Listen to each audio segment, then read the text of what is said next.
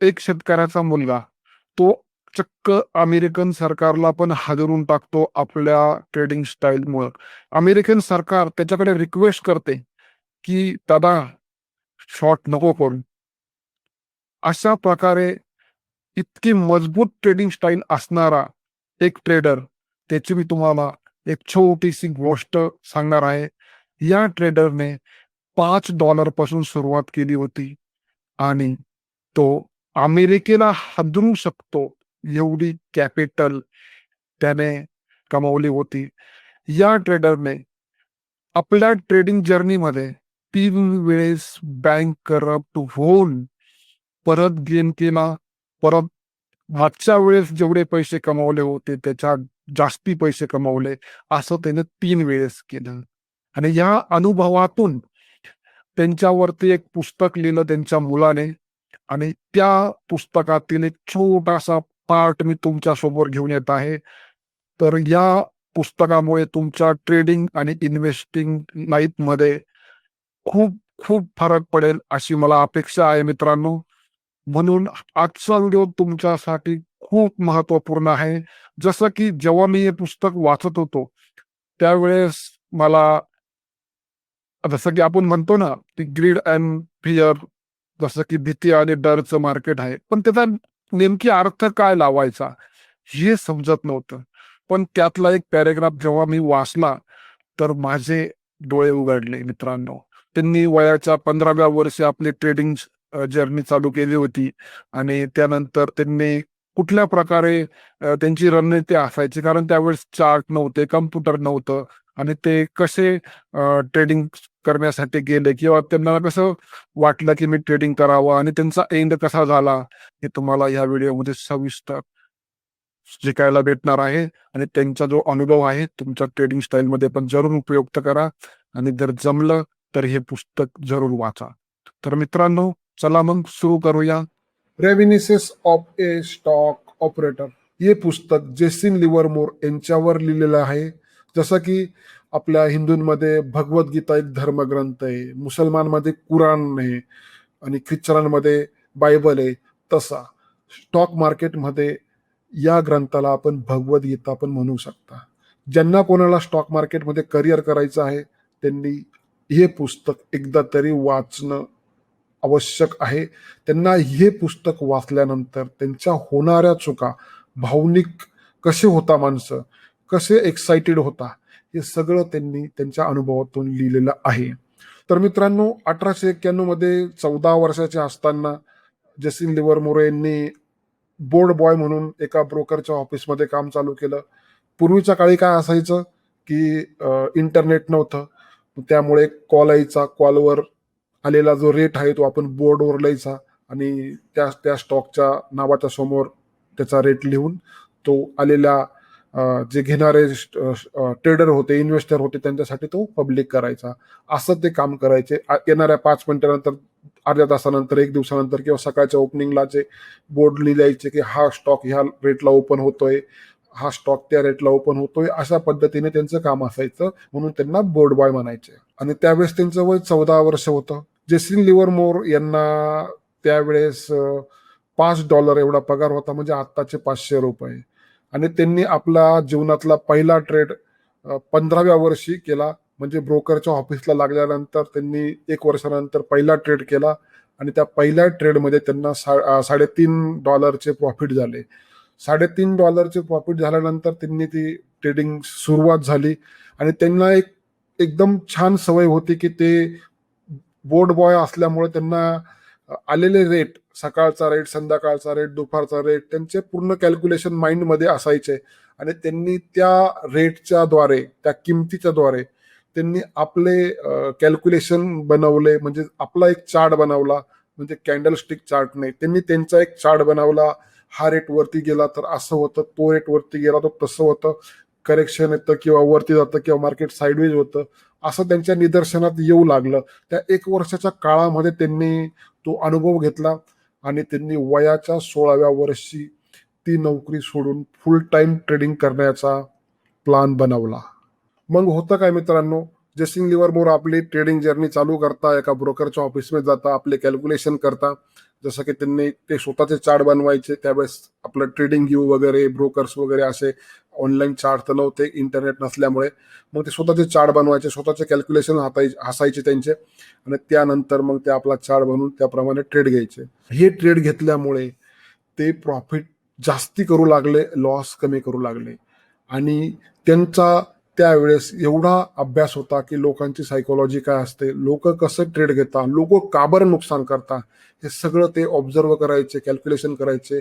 इथूनच प्राइस का पडते किंवा स्टॉप लॉस का हिट होतो, हे सगळं त्यांचे कॅल्क्युलेशन चालायचे. आणि मग ते तिथे सक्सेस होऊन आपलं प्रॉफिट करायचे.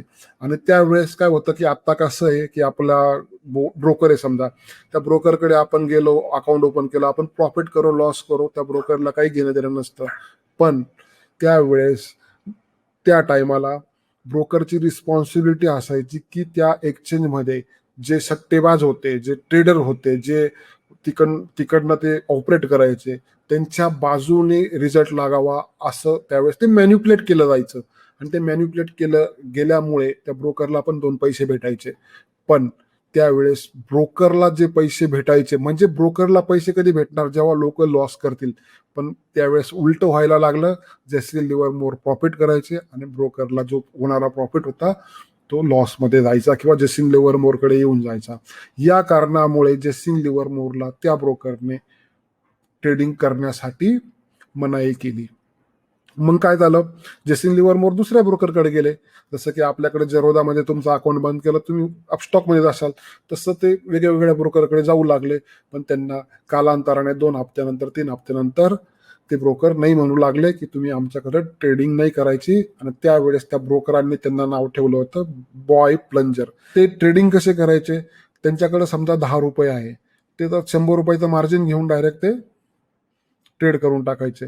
यांनी काय व्हायचं की त्यांना प्रॉफिट झालं तर खूप जास्ती व्हायचं. आणि ते टेक्निकली ट्रेड करायचे. जसं की आता आपण बघतोय लोक भावनेच्या भरात ट्रेड करतात, तसे ते टेक्निकली ट्रेड करायचे. त्यांच्याकडे कॅल्क्युलेशन्स होते, त्यांना रेटचा अनुभव होता, त्यांना जसं मी तुम्हाला सांगितलं की ते आपला स्वतःचे कॅल्क्युलेशन पण करायचे. तर ते कॅल्क्युलेशनद्वारे त्यांचे कॅल्क्युलेशन एवढे बरोबर यायचे की त्यांचे जास्तीत जास्त ट्रेड बरोबर यायचे. आणि लिव्हरेज जास्त असल्यामुळे ते प्रॉफिट करायचे. आणि प्रॉफिट झाल्यामुळे त्या ब्रोकरचा लॉस कावर व्हायचा, कारण त्यावेळेस ते ब्रोकर जे असायचे त्या मोठ्या प्लेयर बरोबर संगनमत करून मॅन्युप्युलेट करायचे. म्हणून काय व्हायचं की त्यांना जे होणारं प्रॉफिट आहे ते लॉसमध्ये कन्वर्ट व्हायचं आणि जस्टिन लिव्हरमोर प्रॉफिट करायचे. मग त्या वेळेस पहिल्या ब्रोकरनी जस्टिन लिव्हरमोरला हाकलून दिलं, दुसऱ्या ब्रोकरनी पण जस्टिन लिव्हरमोरला हाकलून दिलं, कारण ते लगातार प्रॉफिट करत होते. आणि त्यावेळेस त्या ब्रोकरांनी किंवा त्यांच्याबरोबर जे असणारे जे ट्रेडर होते त्या लोकांनी त्यांना बॉय प्लंजर नावाने ओळखायला सुरुवात केली. आणि जेव्हा पण ते कुठल्या पण ब्रोकरच्या ऑफिसमध्ये गेले, त्यांना म्हणायचे बॉय प्लंजर आलेला आहे, याला बाहेर काढा. अशा पद्धतीने त्यांना त्यांच्या सिटीच्या, त्यांच्या एरियाच्या, जिल्ह्याच्या एरियामध्ये त्यांना ट्रेडिंग बंदी करण्यात आली. मग काय होतं मित्रांनो, त्यांची ट्रेडिंग बंदी होऊन जाते. आणि त्यामुळे त्यांच्या मनात एक विचार येतो की मला आता न्यूयॉर्कला जायला पाहिजे, कारण न्यूयॉर्कला जेन्युइन ब्रोकर होते आणि तिथे असं मार्केट मॅन्युप्युलेट करणं, फ्रॉड करणं अशा काही पद्धती नव्हत्या. खालच्या लेवलला या पद्धती चालतात, हे तुम्हाला पण माहिती आहे. मग तिथे जेन्युइन ब्रोकर असल्यामुळे ते न्यूयॉर्कला जाण्याचा प्लॅन करता. पण आता न्यूयॉर्कला जायचं, पैसे लागतात मित्रांनो. समजा त्यांच्याकडे 1 रुपया होता ना, मग त्यांनी त्याचे 1000 रुपये गेलेले होते. म्हणजे त्यांनी 1000% प्रॉफिट केलेलं होतं ह्या ब्रोकरकडून त्या ब्रोकरकडे ट्रेडिंग करून. जेव्हा ते स्टार्टिंग पेजला ते ब्रोकर हाकलायचे त्यांना, ते 1-2 हफ्त्यात तेवढं प्रॉफिट करून आपलं कॅपिटल त्यांनी वाढवलं होतं. कारण न्यूयॉर्कला जाण्यासाठी त्यांच्याकडे कॅपिटल पण पाहिजे होतं. तर अशा पद्धतीने त्यांच्याकडे ती कॅपिटल जमा झाली आणि ते न्यूयॉर्कला जातात. न्यूयॉर्कला गेल्यानंतर त्यांचा पहिला ट्रेड असतो, हॅरी हॉटन नावाची एक कंपनी असते, त्यात ते ट्रेड घेतात. आणि त्या कंपनीमध्ये ते $10,000 लॉंग पोझिशन घेता, बाय करता. आणि त्यांना 5 दिवसांमध्ये त्या $10,000 $50,000 प्रॉफिट होतं मित्रांनो. तुम्ही समजू शकता काय लेवलची ट्रेडिंग असेल. मी तुम्हाला परत रिक्वेस्ट करतो, हे पुस्तक तुम्ही एकदा तरी वाचायला पाहिजे. ज्यावेळेस तुम्ही असा निर्णय घेतला की मला ट्रेडिंग करायची ना, तर हा पण निर्णय पाहिजे तुमचा की हे पुस्तक जरूर तुम्ही वाचायला पाहिजे.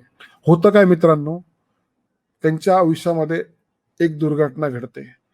एका स्टॉकमध्ये ते 400% मार्जिन घेऊन ट्रेड घेतलेला असतो आणि त्यांची जवळजवळ पूर्ण कॅपिटल त्या स्टॉकमध्ये त्यांनी लावलेले असते. कारण मी तुम्हाला अगोदरच क्लिअर केलंय का ते अग्रेसिव्ह होते, ते मार्जिन घ्यायचे, जास्तीत जास्त मार्जिन घ्यायचे, त्यामुळे ते जास्ती प्रॉफिट पण करायचे आणि त्यांचे कॅल्क्युलेशन बरोबर असल्यामुळे ते लवकर प्रॉफिट करून जास्ती प्रॉफिट करून बाजूला व्हायचे. पण एक ऍक्सिडेंट होतो, जो तिथला बोर्ड बॉय असतो त्याच्याकडनं तो रेट तिथे लवकर लिहिला जात नाही आणि त्यामुळे जेसिन लिव्हरमोर यांनी शॉर्टची घेतलेली पोझिशन त्यांना ती कट करता येत नाही किंवा त्यांच्यापर्यंत तो रेट पोहोचत नाही, म्हणून ते होल्ड करता आणि त्यावेळेस त्यांना पूर्ण कॅपिटल गमवावी लागते. तर मित्रांनो बघा, या व्यक्तीकडे 0 टू हिरो होण्याचा अनुभव आहे आणि आता तो परत हिरो टू झिरो पण झालेला आहे आणि हेच अनुभव त्यांनी त्या पुस्तकात मांडलेले आहे. तर जेव्हा ते झिरो होता त्यावेळेस ते परत आपल्या जिल्ह्यावर येऊन जाता, तिथं परत छोटा मोठा प्रयत्न करता पैसे मागण्याचा, पण त्यांना कोणी उभं करत नाही कारण ते बँक करप्ट होऊन जाता. साहजिकच आहे, पैसे जर असले तर सगळे आपले असतात, पैसे जर नसले तर त्यांना आपल्याला पण आपल्या वास्तविक जीवनात तो अनुभव आहे की कोणीच आपल्याला मदत करत नाही. तशीच परिस्थिती जस्टिन लिव्हरमोर यांच्यावर येते आणि ते आपल्या गावाला निघून जातात. गावाला निघून गेल्यानंतर त्यांना एका त्यांच्या न्यूयॉर्कच्या मित्राचा कॉल येतो, अरे जेसिन, तुला न्यूयॉर्कला आत्ताच्या आत्ता निघायचं आहे, अर्जंट आहे. तर जेसिन लिव्हरमोर त्यांना विचारता की का बरं यायचं आहे. तो म्हणतो नाही अर्जंट आहे. तरी ते परत विचारता का बरं यायचंय, महत्वाचं आहे का, तरच येतो मी. असं तसं त्यांचं डिस्कशन चालतं. मग त्यावेळेस त्या पुस्तकामध्ये असं लिहिलेलं आहे त्यांनी की मी असं का विचारत होतो. ओके, कारण माझ्याकडे ट्रेनचे पण पैसे नव्हते. एवढ्या मोठ्या लेवलला ट्रेडिंग करणारा माणूस, त्या व्यक्तीकडे ट्रेनचे पण पैसे नव्हते. ही परिस्थिती त्या व्यक्तीकडे त्यावेळेस होती. मी हे उदाहरण तुम्हाला मुद्दामून सांगतोय कारण आपण काय म्हणतो लॉस झाला असेल पण त्याची लाईफस्टाईल तर चांगली असेल ना. तिथे जाऊन त्यांना सर्वाईव्ह पण करायचं होतं, 2-3 दिवस थांबायला लागतं. जसं की आपण एखाद्या गावाला गेलो, नातेवाईकांकडे गेलो, ठीक आहे. पण जर आपण एखाद्या ठिकाणी फिरण्यासाठी गेलो, कोणी थर्ड पर्सन मित्राकडे गेलो, आपण त्याच्या घरी तर नाही थांबू शकत, तर आपण हॉटेलवर थांबतो. तिथे सर्वाईव्ह करण्यासाठी तर पैसे लागतात ना. ते पैसे पण त्यांच्याकडे नव्हते, ट्रेनचे पैसे पण जातील म्हणून ते विचार करत होते. हा एक पॅरेग्राफ तिथं खूप असा इमोशनल पॅरेग्राफ होता आणि हा पॅरेग्राफ जेव्हा मी वाचत होतो त्यावेळेस अक्षरशः अंगावर काटे आले होते. आणि मी व्हिडिओच्या एंडला तुम्हाला एक पॅरेग्राफ देईल. तो पॅरेग्राफ मध्ये त्यांनी एवढं सुंदर लिहिलेलं आहे मित्रांनो की ते वाचल्यानंतर तुम्ही पण विचार करशाल की ह्या पद्धतीने विचार केला जातो. तर मग ते विचारता की अरे कशाला. मग तो त्यांचा मित्र सांगतो की अरे जसीन, असे असे ब्रोकरचे मालक आहे, ते तुला बोलावत आहे, त्यांना तुझ्या सगळं काम आहे. तरी यांना तिथे जाण्यात इंटरेस्ट नव्हता कारण पैसे जातील. मला भाड्याला पैसे नाहीये, मी याच्यात सर्व्हाइव्ह करतोय तर अजून जगू शकाल. पण मग शेवटी तुला यायलाच लागेल, यायलाच लागेल हे बोलल्यानंतर जस्टिन लिव्हरमोर परत न्यूयॉर्कला जाता आणि त्यांचा जो मित्र आहे एडवर्ड हॉर्न म्हणून अशा एका व्यक्तीला भेटून देतो आणि तो व्यक्ती सांगतो, तू माझ्याबरोबर काम कर जसीन, मी तुला माझी अमाऊंट देतो. मग जसीन लिव्हर पण बोलता की ठीक आहे, मला पण पैसे भेटत आहे कमवण्यासाठी आणि मला फक्त यांना थोडीशी मदत करायची ट्रेडिंग मध्ये, तर काही हरकत नाही. मग जसीन लिव्हर मोरला ते $2000 उधार देता. अशा प्रकारे जसीन लिव्हर मोर यांची परत नवीन जर्नी चालू होते. ते 2000चे $25,000 करता. अशा पद्धतीने 25,000, $30,000, $25,000 असे $50,000 असे त्यांचे पैसे कॅपिटलची प्रॉफिट हे वाढत होते आणि ते 1907च्या पॅनिक सेलिंग मध्ये ते एका दिवसात $5 मिलियन रुपये कमावता आणि त्यावेळेस ते होल्डिंग करायला तयार असता. पण त्यांचा एक मित्र आहे, तो पण त्यांच्याबरोबर ट्रेडिंग करत असतो आणि तो मित्र त्यांना थांबवतो की जसीन तू थांबून जा आता. मग त्यावेळेस ते तिथं त्यांची जी पोझिशन आहे ती कट करता आणि त्यांची संपत्ती त्यावेळेस 14 मिलियन होते. बघा आता मित्रांनो, ज्या व्यक्तीने $2,000 घेतले होते आणि त्यानंतर त्यांनी आपल्या ट्रेडिंग स्टाईलनुसार सायकॉलॉजीचा वापर करून त्यांनी 14 मिलियन आपली संपत्ती परत कमावली असतो. 14 मिलियन संपत्ती म्हणजे 14 मिलियन आपले रुपये नाही, डॉलर. 14 million dollar. तर अशा पद्धतीने त्यांची जर्नी परत चालू होत जाते आणि मग ते एक स्टॉक ऑपरेटर बनता. ते कसे बनता ते पण तुम्हाला मी पुढे एक्सप्लेन करणार आहे ना. तर त्यावर त्यांचं एक रेमिनिसिस ऑफ ए स्टॉक ऑपरेटर हे एक बुक आहे. त्याच बुकचा मी एक तुम्हाला पॅरेग्राफ दाखवणार आहे आणि त्या बुकमध्ये त्यांनी कसं स्टॉक ऑपरेट केला जातो आणि तुम्ही तुमची सायकॉलॉजी काय ठेवायला पाहिजे, तर हे त्या बुकमध्ये त्यांनी सांगितलेलं आहे. तर या पद्धतीने ते 14 मिलियन पर्यंत जातात आणि त्यातले जे स्ट्रगल आहे त्यामध्ये त्यांनी काय प्रत्येक ट्रेडमध्ये प्रॉफिट नसतो केलेला. त्यांनी प्रॉफिट कसे केले आणि लॉसेस कसे केले हे त्या ट्रेडमध्ये त्या पुस्तकामध्ये त्यांनी एक्सप्लेन केलेलं आहे. ही गोष्ट तुम्हाला पण लक्षात ठेवायची जे मी पुढे सांगणार आहे. शेवटी जेसिन लिव्हर मोर पण एक माणूस होते आणि त्या माणसाने ती चुकी केली जी सगळे लोक करताय. त्यांनी एक चुकी केली. ती चुकी अशी आहे की त्यांनी एका मित्राच्या सांगण्यावरनं काही पोझिशन घेतल्या आणि त्या पोझिशन घेतल्यामुळे म्हणजे त्यावेळेस त्यांनी समजून सांगितलेलं आहे की मला माहित होतं की हा स्टॉक हे करू शकतो, वरती जाऊ शकतो, खाली पडू शकतो. पण मी माझ्यापेक्षा दुसऱ्यांवर विश्वास ठेवायला सुरुवात केली. मग तिथं त्यांनी एक उदाहरण दिलेलं आहे. तुम्हाला जे टीव्हीला दिसणार आहे, युट्यूबवर दिसणार आहे, सोशल मीडियावर जे दिसणार आहे, मी माझ्या शब्दात सांगतोय की ते पडद्याच्या मागे, ते पडद्याच्या मागचे जे लोक आहे ना, तुम्हाला ते हिरोच वाटतात. ओके. म्हणजे कुठून तरी लांबनं येणारी जी बातमी आहे ना, ती आपल्याला भारी वाटते. कारण ती लांबनं आलेली आहे. आणि तीच जर बातमी आपल्या घरच्या कोणी सांगितली, जवळच्या मित्रांनी सांगितली ना, ती आपल्याला असं वाटतं किरकोळ आहे, सर्वसाधारण बातमी आहे. पण अशी महत्त्वपूर्ण बातमी जर कोणी लांबच्या माणसाने सांगितली ना, ती आपल्याला खूप चांगली वाटते, भारी वाटते आणि तिच्यावर आपण काम करतो. आणि तसंच जेसिन लिव्हर मोरेंनी केलं, की त्यांचा एक मित्र सांगतो की हा एक स्टॉक आहे, त्या स्टॉकमध्ये आपल्याला पोझिशन घ्यायची आणि ते पोझिशन घेता आणि ती पोझिशन घेतल्यानंतर 1908 मध्ये त्यांची पूर्ण संपत्ती वाईप आउट होऊन जाते. मित्रांनो, हा व्यक्ती जो होता जेसिन लिव्हरमोर, बघा, 2 वेळेस बँक करप्ट झाला. बघा कारण काय सांगितलेलं आहे. खूप तुम्ही ते पुस्तक वाचाल ना, त्यावेळेस तुम्ही ते पुस्तक सोडणार नाही. आणि काय रणनीती होती, दोनदा हरण्याचा अनुभव त्या पुस्तकात लिहिलेला आहे. हे लक्षात ठेवा. दोनदा हरण्याचा अनुभव. ओके. दोनदा कसं हारले जातं आणि दोनदा कसं जिंकले जातं ना, त्या पुस्तकात आहे. आता परत ते जिंकणार आहे तिसऱ्या वेळेस. तर मग त्यांची पूर्ण संपत्ती वाईप आउट होऊन जाते. परत हाय त्या कंडिशनला येतात आणि त्या कंडिशनला आल्यानंतर 1915 मध्ये त्यांच्या नावे लागणारा तो बँक करप्टचा जो धब्बा आहे, ज्यांनी काही लोकांकडनं जे पैसे घेतले होते उधारीचे, कारण ते कंगाल होऊन गेले होते, तर त्यांनी उधारीचे पैसे घेतले, ते पण फेडू शकत नव्हते. तर त्यांनी ते बँक करप्टचे बँकेचे पण पैसे फेडले आणि ज्यांचे उधार घेतलेले पैसे होते ते पण फेडले आणि परत त्यांनी आपली जर्नी चालू केली. अशा पद्धतीने जेसिन लिव्हरमोर यांची दुसऱ्यांदा स्टॉक मार्केटमधून एक्झिट होते. परत ते इकडनं तिकडनं पैसे जमा होतात आणि ते पैसे परत ते घेऊन मार्केटमध्ये येतात. परत ते कॅपिटल वाढायला सुरुवात होते. त्यांची स्ट्रॅटर्जी तीच होती जी तुम्हाला अगोदर मी सांगितलेली आहे.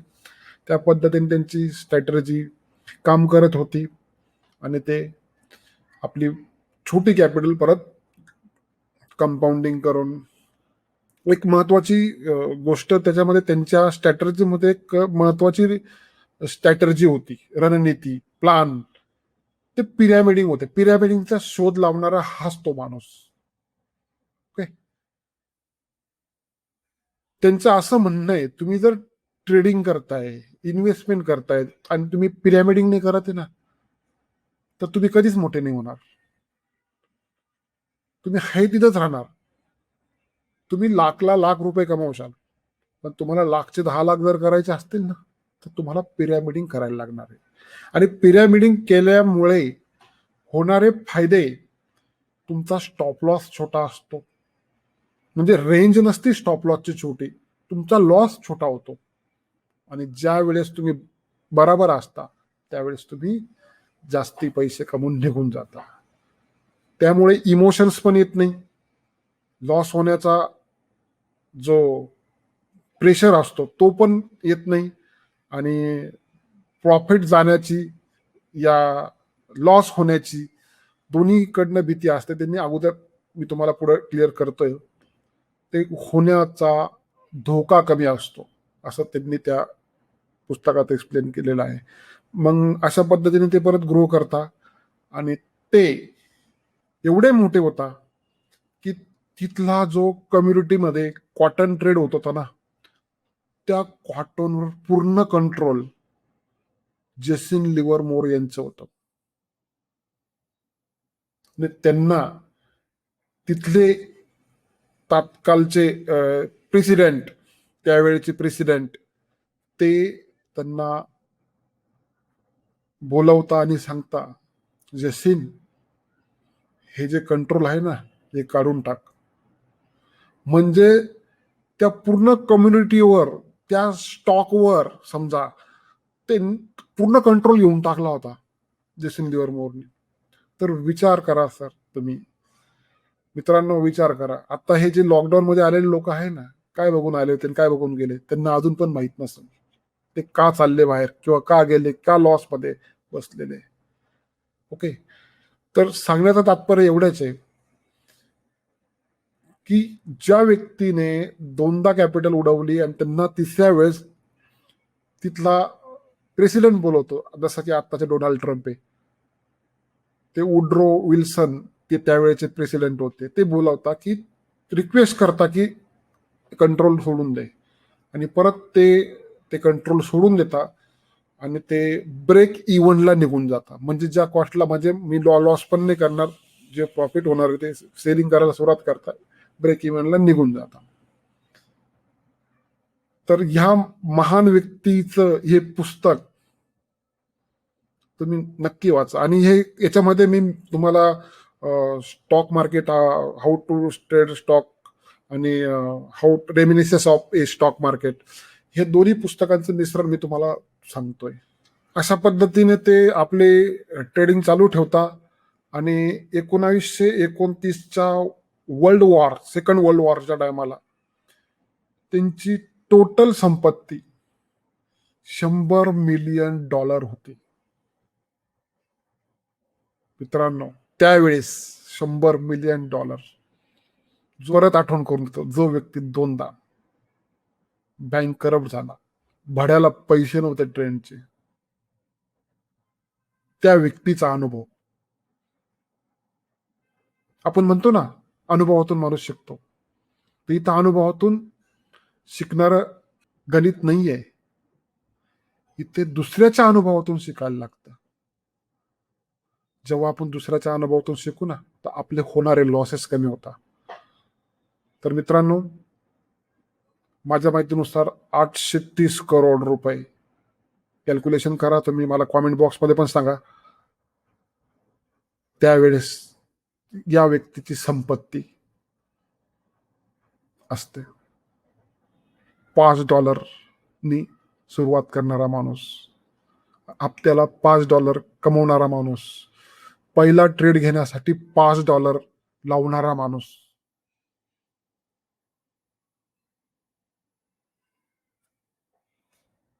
तर हे पुस्तक तुम्ही नक्की वाचा. आणि या पुस्तकातला एक पॅरेग्राफ मी तुम्हाला आता शेअर करतोय. आणि या पॅरेग्राफमध्ये इम्पॉर्टंट सेंटेन्स आहे, कारण मी पूर्ण वाचून दाखवलं तर कॉपीराईटचा इश्यू येऊ शकतो. तुम्ही त्याला वाचू शकता. स्क्रीनवर मी तुम्हाला दाखवतोय आता. In speculation when the market goes. इथून मी स्टार्ट करतोय, इथं मराठी ट्रान्सलेट मी केलेलं आहे. ट्रेडिंगमध्ये जेव्हा बाजार तुमच्या विरोधात जातो तेव्हा तुम्ही आशा करता की प्रत्येक दिवस हा शेवटचा असेल. सगळेजण असंच करतात. आणि तुम्ही जितके नुकसान करायला नको होते त्यापेक्षा जास्त, कारण तुम्ही आशेचे ऐकता. त्याच साथीदाराचे जो मोठ्या आणि छोट्या साम्राज्य उभारणाऱ्यांचे एस देणारा असतो. आणि जेव्हा बाजार तुमच्या बाजूने जातो, पहिली लाईन खूप महत्वाची आहे. साथीदार म्हणजे कोण? आशा. ती तुमची आशा आहे, ती तुम्हाला साथ देते. आणि मोठे साम्राज्य म्हणजे कोण? मोठं प्रॉफिट होण्याचे. आणि छोटं साम्राज्य म्हणजे काय? नुकसान करा, छोटा लॉस किंवा छोटं होण्याचे. त्याच साथीदाराचे जो मोठे आणि छोटे साम्राज्य उभारणाऱ्यांसाठी यश देणारा असतो. आणि जेव्हा बाजार तुमच्या बाजूने जातो तेव्हा तुम्ही घाबरता की पुढचा दिवस तुमचा नफा काढून घेईल आणि तुम्ही खूप लवकर बाहेर पडता. भीती तुम्हाला जितके पैसे कमवायला पाहिजे होते तितके कमवू देत नाही. आता इथे भीतीचा अर्थ समजून घ्या. तुम्ही आतापर्यंत भीतीचा अर्थ, डर आणि फिअरचा अर्थ वेगळा समजत होते. इथं त्यांनी वेगळा सांगितलेला आणि तेच खरं आहे. यशस्वी ट्रेडरला या दोन खोलवर रुजलेल्या प्रवृत्तीशी लढावे लागते. त्याला आपल्या नैसर्गिक प्रवृत्ती उलट्या करावा लागतात. म्हणजे आपला स्वभाव जो आहे ना, उलटा करायला लागतो. आणि हे खूप टफ आहे. आशा करण्याऐवजी त्याने भीती ठेवली पाहिजे. आणि भीती ठेवण्याऐवजी त्याने आशा ठेवली पाहिजे. आता एक्सप्लेन पण केलेलं आहे. त्याने भीती बाळगली पाहिजे की त्याचे नुकसान मोठ्या नुकसानात बदलू शकते, आणि आशा ठेवली पाहिजे की त्याचा नफा मोठ्या नफात बदलू शकतो. एक सामान्य माणूस ज्या पद्धतीने शेअर्समध्ये जुगार खेळतो ती पद्धत पूर्णपणे चुकीची आहे. मी पूर्ण पॅरेग्राफ वाचू शकत नाही, कॉपीराईटचा इश्यू येऊ शकतो. तुम्ही हवं तर ट्रान्सलेट करून शकता. आणि हे पुस्तक तुम्हाला वाचायचं असेल तर याची लिंक पण मी तुम्हाला डिस्क्रिप्शनमध्ये देऊन टाकेल. ते तुम्ही ॲमेझॉनवरनं, फ्लिपकार्टवरनं परचेस करू शकता. तर मित्रांनो, हा एक इम्पॉर्टंट पॅरेग्राफ आहे जेसन लिव्हरमोर यांचा. आता यांनी $100 मिलियन कमावल्यानंतर त्यांचा एंड कसा होतो हे पण तुम्हाला माहीत असणं गरजेचं आहे. जेसन लिव्हरमोर हे परत तिसऱ्यांदा बँक करप्ट होता. आणि बँक करप्ट ट्रेडिंगमुळे नाही होत, त्यांच्या पर्सनल लाईफमुळे होता, त्यांच्या फॅमिलीमुळे होता, त्यांचे 2 डिवोर्स होता. त्यांच्या, आता जर मी बरोबर असेल तर त्यांच्या एका मिसेसनी 22,000 कोटीचं घर विकलं होतं. 2200 कोटी या 22,000 कोटी, आता मी कन्फर्म नाही आहे, पण ते घर त्यांनी घेतलेलं होतं. म्हणजे एवढी संपत्ती त्यांच्या 2 मिसेस त्यांच्याकडनं घेऊन टाकता आणि त्या प्रेशरमध्ये ते चुकीचे डिसिजन घ्यायला लागतात. जसं की आपल्याला सांगितलं जातं ना कोणी, की तुम्ही जर प्रेशरमध्ये असाल तर तुम्ही ट्रेडिंग करू नका, तुम्ही हे करू नका. आणि ते पूर्ण निगेटिव्ह होऊन जाता. आणि ते एका हॉटेलमध्ये स्वतःला गोळी मारता. आणि त्या गोळी मारताना ते एक चिठ्ठी लिहिता. ती चिठ्ठी त्यांच्या तिसऱ्या मिसेससाठी असते. ती चिठ्ठी पण मी तुम्हाला वाचून दाखवतोय. ते त्यांच्या मिसेसला नैना म्हणायचे. माय डिअर नैना, मला काही करता येत नाही. माझ्यासोबत परिस्थिती खूप वाईट झाली आहे. मी लढून थकलो आहे. आता पुढे चालू ठेवू शकत नाही. हा एकच मार्ग उरला आहे. मी तुझ्या प्रेमासाठी योग्य नाही. मी अपयशी ठरलो आहे. आणि ते स्वतःला गोळी मारून घेतात. तर मित्रांनो, हे पुस्तक तुम्ही नक्की वाचा. आणि हा व्हिडिओ आवडला असेल तर कॉमेंट करा, लाईक करा, आपल्या मित्रांना पण शेअर करा आणि चॅनलवर जर नवीन असाल तर सबस्क्राईब करा. लवकरच भेटू नवीन व्हिडिओमध्ये.